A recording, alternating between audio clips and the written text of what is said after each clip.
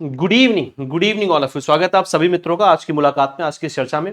आज जिस मुद्दे पर हमारी बातचीत होने वाली है, जैसा आपसे वायदा किया गया था कि पेंशन फंड पर हम आगे बातचीत करेंगे, पब्लिक प्रोविडेंट फंड और एन्युटी स्कीम पर, है ना। इस पर हमारी आज चर्चा होनी है। दो मुद्दे हैं जो डिस्कशन में आने हैं।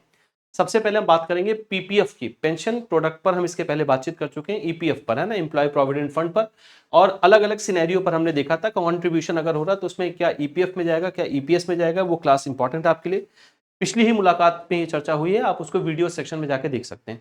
आज सबसे पहले चर्चा करेंगे हम क्या होता है पब्लिक प्रोविडेंट फंड। देखिए, पब्लिक प्रोविडेंट फंड एक इन्वेस्टमेंट स्कीम है। आप इसे पोस्ट ऑफिस से भी अवेल कर सकते हैं, आप बैंक से भी इसे अवेल कर सकते हैं। अमूमन उनके लिए है जो एक लंबे समय तक इन्वेस्ट करना चाहते हैं, हाई इंटरेस्ट रेट अर्न करना चाहते हैं और एक कॉर्पस तैयार करना चाहते हैं, उनके लिए एक पब्लिक प्रोविडेंट फंड है। और पब्लिक प्रोविडेंट फंड पर आपको टैक्स में भी लाभ मिलता है। अगर आपके ये उद्देश्य है तो आपके लिए ये इन्वेस्टमेंट स्कीम या ये इन्वेस्टमेंट अकाउंट बेहतर ऑप्शन हो सकता है पब्लिक प्रोविडेंट फंड के रूप में। अब पब्लिक प्रोविडेंट फंड में क्या गाइडलाइंस है, हमें यह समझना है। कितना हम इसमें टैक्स डिडक्शन ले सकते हैं, कितना हमें इसमें डिपॉजिट करना होता है, इसका लॉक इन पीरियड क्या है, कौन इस अकाउंट को ओपन कर सकता है, कौन इस अकाउंट को ओपन नहीं कर सकता है, कितनी बार हम किसी एक साल में इस पैसे में डिपॉजिट कर सकते हैं, क्या इस अकाउंट पर हमें लोन मिलता है या नहीं मिलता है। ये सारी चर्चा आज पीपीएफ अकाउंट पर होना है। क्लियर है? तो पीपीएफ अकाउंट पर पहले बेसिक सारी बातें पढ़ लेते हैं, फिर समझते चलते हैं। देखिए, पीपीएफ यानी public provident fund meaning can be simply stated as a long term investment scheme popular among individual who wants to earn high interest but stable return. Clear, जो हाई और स्टेबल रिटर्न चाहते हैं, क्योंकि इस पर आपको ब्याज दर लगभग लगभग एफडी के बराबर मिलता है, एफडी से ज्यादा मिलता है। Proper safe keeping of the principal amount is the prime target of individual opening a PPF account. तो पीपीएफ अकाउंट के क्या क्या फायदे हैं, इस पर हम चर्चा करेंगे। पहले कुछ बातें समझ लेते हैं। देखिए, पीपीएफ अकाउंट पर आप एक साल के अंदर 1.5 लाख रुपए से ज्यादा जमा नहीं कर सकते हैं। आप ये चाहें तो ये 1.5 लाख रुपए लमसम एक बार में जमा कर सकते हैं, लमसम अमाउंट में जमा कर सकते हैं, या आप एक साल में इसे 12 इंस्टॉलमेंट के अंतर्गत जमा कर सकते हैं। मैक्सिमम आप 1.5 लाख तक ही कर सकते हैं। मिनिमम जो आपका अमाउंट इसमें डिपॉजिट होता है वो 500 या 500 के मल्टीपल पर डिपॉजिट किया जाता है। कितनी फ्रीक्वेंसी होगी एक साल में आपके मैक्सिमम जमा करने की, तो 12 फ्रीक्वेंसी, इसको आपको ध्यान रखना है। अमूमन क्या है कि पीपीएफ अकाउंट में मैक्सिमम जो डिपॉजिट करने की लिमिट मिलती है वो उतनी ही मिलती है जितनी उस साल 80C के अंतर्गत आपको टैक्स में छूट मिल रहा है, जो अभी 1.5 लाख रुपए है। तो 1,50,000 यहां पर भी मैक्सिमम की लिमिट है। तो टैक्स बेनिफिट आपको मैक्सिमम 1.5 लाख तक मिलता है 80C के अंतर्गत। ये आपको 1.5 लाख का मैक्सिमम टैक्स बेनिफिट मिलेगा अगर आप अपना इनकम टैक्स पुराने वाले टैक्स स्लैब में कर रहे हैं, क्योंकि नए वाले टैक्स स्लैब में आपको पता है कि ये सारे डिडक्शंस के लाभ आपको नहीं मिलते हैं। आपको बस वो स्टैंडर्ड डिडक्शन जो सैलरी पे मिलता है 75,000 का जो अब है, वो आपको लाभ मिलेगा। रिस्क प्रोफाइल क्या है, ये गारंटीड है आपका जो पीपीएफ अकाउंट होता है। और दूसरी बात ये है भैया कि आप इसको पोस्ट ऑफिस, बैंक, दोनों जगहों से आप इसको ओपन कर सकते हैं। मिनिमम इन्वेस्टमेंट अमाउंट 500 रुपए या 500 के मल्टीपल पर होगा। मैक्सिमम जो है वो एक साल में आप 1.5 लाख रुपए तक जमा कर सकते हैं। मैक्सिमम इन्वेस्टेड अमाउंट है पर एनम 1.5 लाख रुपए, 500 या 500 के मल्टीपल पर। आप चाहे तो इसे लमसम जमा कर दें या आप इसे इंस्टॉलमेंट के थ्रू भी जमा कर सकते हैं, लेकिन एक साल में 12 इंस्टॉलमेंट से ज्यादा नहीं होना चाहिए। इसका जो लॉक इन पीरियड है वो 15 ईयर्स का है। क्या इसको 15 ईयर्स के अलावा और एक्सटेंड किया जा सकता है, बढ़ाया जा सकता है? तो ये सुविधा होती है। आप 15 साल के बाद भी इसको 5 साल के लिए बढ़ा सकते हैं। 5-5 साल के लिए आप इसको, बेसिकली 5 साल के लिए, 5-5 साल के लिए आप 5 साल, उसके अगले 5 साल भी आप इसको बढ़ा सकते हो। 5-5 साल के टेन्योर पर आप इसको एक्सटेंड कर सकते हैं। लेकिन जो प्राइमरी आपको लॉक इन पीरियड मिलता है वो मिलता है 15 ईयर्स का। 15 ईयर के पहले आप इसमें से कंप्लीट डिपॉजिट नहीं कर सकते हैं, लेकिन पार्शियल डिपॉजिट की सुविधा इसमें आपको मिलती है। पार्शियल डिपॉजिट की सुविधा आपको तभी मिलेगी जब आपका ये पीपीएफ अकाउंट अपने 5 साल मैच्योर कर चुका हो। क्लियर है? तो आपको यहां पर पार्शियल विड्रॉल की सुविधा भी मिलती है। तो 15 साल लॉक इन पीरियड होता है। एक एक करके मैं आपको बताता चल रहा हूं। प्रिंसिपल अमाउंट क्या है? मिनिमम 500 रुपए या उसके मल्टीपल अमाउंट पर आप जमा कर सकते हैं। मैक्सिमम 1.5 लाख रुपए आप इन्वेस्ट कर सकते हैं प्रोविडेंट फंड में एक साल के अंदर। This investment can be undertaken on a lump sum और इंस्टॉलमेंट बेसिस। आप इसे लमसम या इंस्टॉलमेंट बेसिस पर भी डिपॉजिट कर सकते हैं। अगर आप इंस्टॉलमेंट बेसिस पर कर रहे हैं तो आप 12 इंस्टॉलमेंट ही दे सकते हैं एनुअली। क्लियर है? तो individual is eligible for only 12 yearly installment payment into PPF account. Investment in a PPF account has to be made every year to ensure that the account remains active. Clear है इतनी बात? अब है, क्या हम इस अकाउंट के against loan भी ले सकते हैं? तो बिल्कुल ऋण लिया जा सकता है, लेकिन आपका अकाउंट कम से कम 3 साल ये पुराना हो चुका हो, तो तीसरे वित्तीय वर्ष से छठे वित्तीय वर्ष तक आप इसमें ऋण भी ले सकते हैं। ये भी ऑप्शन आपके पास होता है।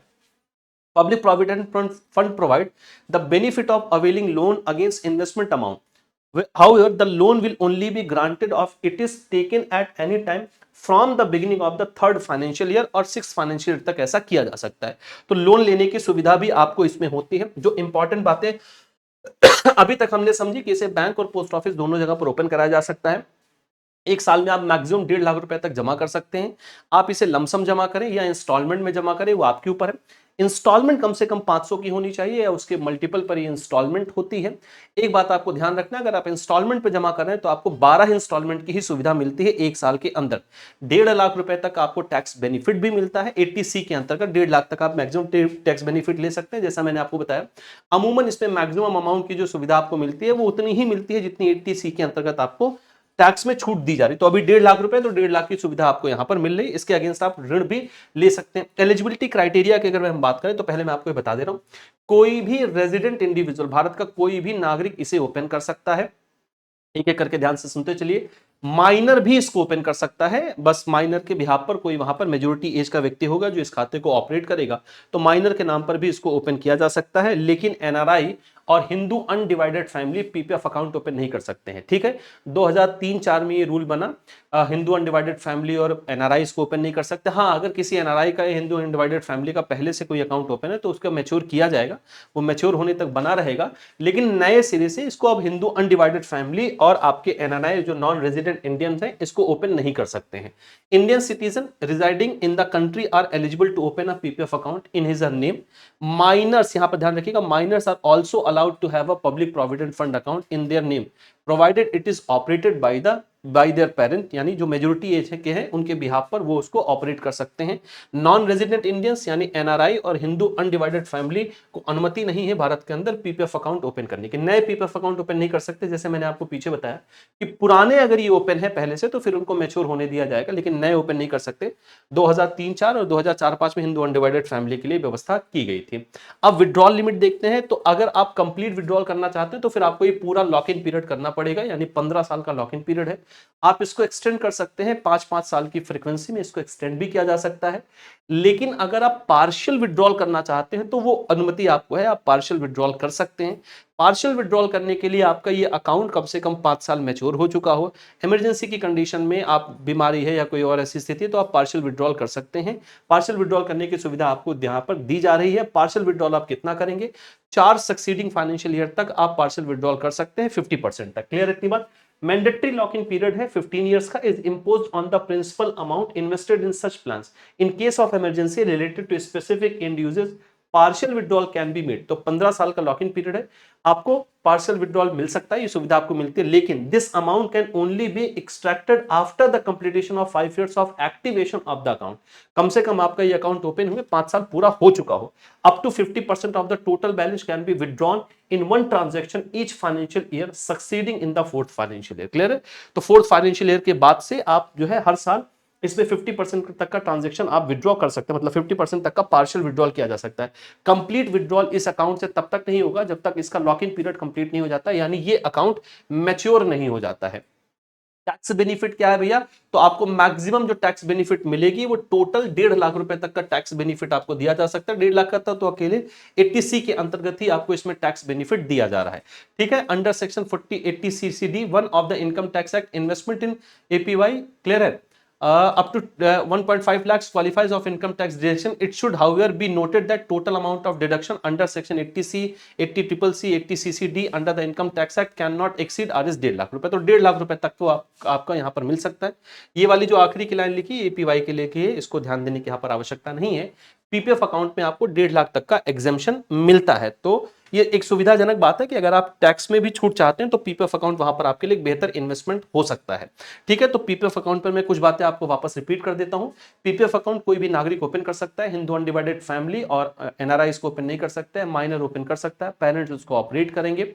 दूसरी बात यहां पर है कि पीपीएफ अकाउंट का लॉक इन पीरियड 15 साल है, पार्शियल विड्रॉल 5 साल पर आप कर सकते हैं, ये आपको सुविधा मिलती है। इस अकाउंट के अंतर्गत आप ऋण भी ले सकते हैं, लेकिन कम से कम 3 फाइनेंशियल ईयर वहां पर, यानी तीसरे फाइनेंशियल से लेके छठे वित्तीय वर्ष तक आप यहां पर ऋण भी ले सकते हैं। 1.5 लाख रुपए तक आपको इनकम टैक्स में छूट भी मिलती है।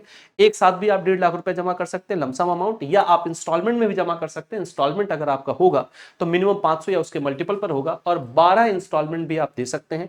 क्या 5 साल के बाद इसको एक्सटेंड किया जा सकता है? तो इसका आंसर है हाँ, 5 साल के बाद इसको एक्सटेंड किया जा सकता है, 5-5 साल की फ्रीक्वेंसी में आप इसको एक्सटेंड कर सकते हैं। अगला है भैया इंश्योरेंस एन्युटी स्कीम। अब ये होता क्या इंश्योरेंस एन्युटी स्कीम, इसको समझ लेते हैं। देखिए ये जो इंश्योरेंस एन्युटी स्कीम है बेसिकली एक ये पेंशन स्कीम है जो आप फाइनेंशियल इंस्टीट्यूशन से या इंश्योरेंस कंपनी से आप ले सकते हैं।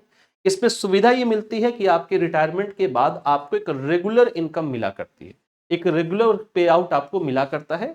इसको हम एन्युटी, एन्युटी का मतलब ये होता है जिसमें आपको एक रेगुलर पे आउट मिल रहा है।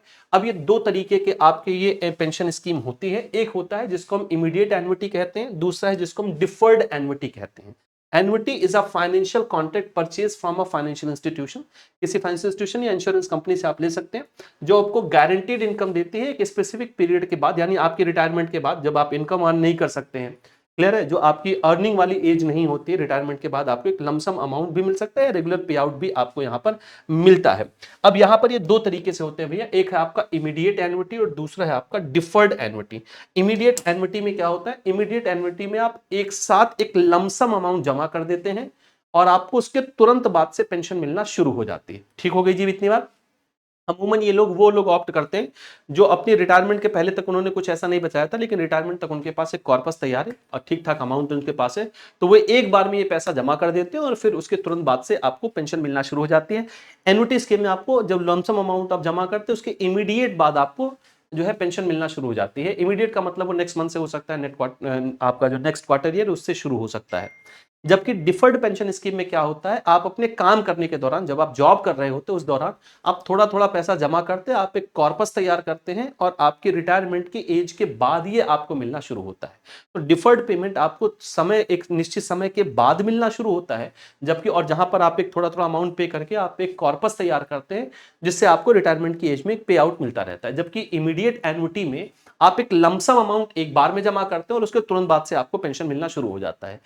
आपकी जो इमीडिएट एन्युटी स्कीम होती है उन लोगों के लिए ज्यादा बेहतर होती है जिनके पास ठीक ठाक पैसा है और अभी तक उन्होंने कोई पेंशन स्कीम नहीं ली थी और वो एक बार में जमा करके पेंशन स्कीम ले सकते हैं, एक बार एक लमसम अमाउंट पे करके। लेकिन डिफर्ड पेमेंट उनके लिए है जब आप अभी कम एज के हैं, अभी आपकी उम्र कम है और आप जॉब कर रहे हैं और आपके पास एक समय, आपके पास 20 साल 25 साल एक समय है जहां पर आप थोड़ा थोड़ा जमा करके अपने बुढ़ापे के लिए एक कॉर्पस आप तैयार कर सकते हैं। वहां पर फिर आपको डिफर्ड पेंशन स्कीम आपके लिए बेहतर होती है, जहां पर आप एक कॉर्पस तैयार करते हैं, वो थोड़े समय के लिए जमा होता है और उसके बाद आपको एक रिटर्न मिलना शुरू होता है, एक पे आउट मिलना शुरू हो जाता है पेंशन के रूप में। पेंशन का मतलब ही होता है आपकी रिटायरमेंट की एज के बाद जो रेगुलर पे आउट आपको मिलता है वो पेंशन के रूप में जाना जाता है। इसे हम इमीडिएट एन्युटी और डिफर्ड एन्युटी के रूप में जानते हैं। देखिए immediate annuity begins at once immediate annuity is purchase with a single premium called purchase price. आप एक सिंगल प्रीमियम यानी लमसम अमाउंट देके जैसे ही आप इसको परचेज करते हैं उसके तुरंत बाद से ये पेंशन शुरू हो जाती है। This type of annuity is typically purchase when a person reaches retirement age and has a lump sum to invest. ये उनके लिए ज्यादा बेहतर है जो रिटायरमेंट की एज पर आ गए हैं और उनके पास एक ठीक ठाक पैसा है, वो एक बार में इसको परचेज कर सकते हैं। In the event of unfortunate death of the person buying annuity during a term his her legal heirs और nominee shall get the remaining instalment, क्या है get the remaining instalment of the annuity. अगर बीच में मृत्यु हो जाती है तो जो भी आपके हियर्स हैं या जो आपके लीगल हियर्स थे, जो नॉमिनीज थे, उनको जो भी बची हुई इंस्टॉलमेंट है पेंशन की वो उनको मिलती है।